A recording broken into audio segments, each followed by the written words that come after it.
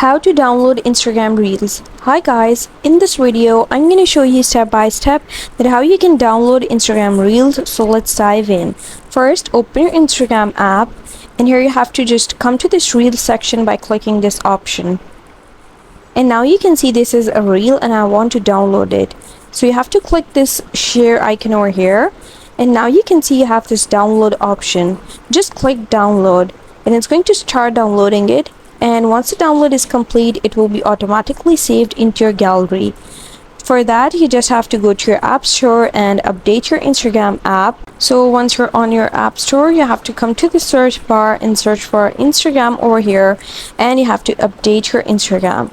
Simply open it and click update, and once you update it, you'll find the option that says download, and here you can see the download has been finished.